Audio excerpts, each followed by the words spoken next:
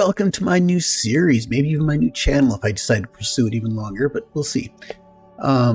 This is going to be a series on defending science, which I'll get into why I want to do that in a little bit. But first, I want to go over a little background on myself and why I'm doing this.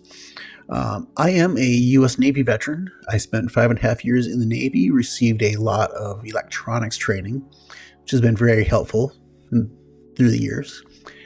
After I got out of the Navy, I got a bachelor's degree in chemistry, and then I went on to get a master's degree in chemistry. From there, I worked for 5 years in the pharmaceutical industry, and I'm currently in scientific instrumentation engineering, which I've been doing for 16 years.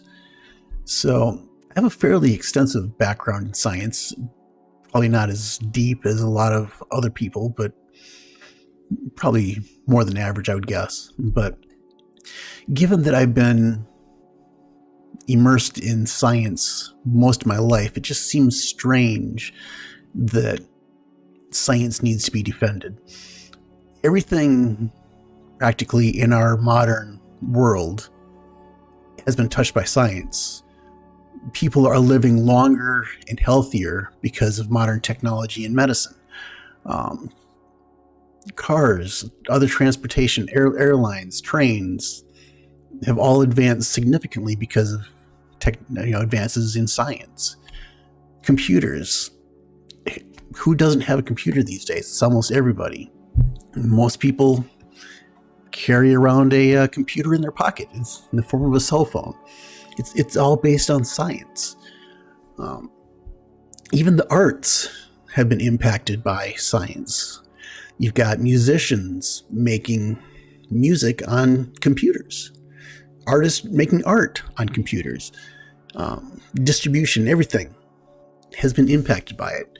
So science is a huge part of our lives. But maybe it's because it's so ingrained that people kind of take it for granted, and if they don't understand it, they may not believe it. And unfortunately, in this age of virtually unlimited information, misinformation and downright lies tend to get the most coverage. The media will sensationalize studies that they find that they think will give them, more viewers. And there's a cult of willful ignorance that's come out lately, that people are just more than happy to not know things. They actually take pride in not knowing things, which is just a completely foreign concept to me. I don't get it. But a lot of it is harmless. So, what does it matter if some random person thinks that the Earth is flat? They're not going to cause any problems.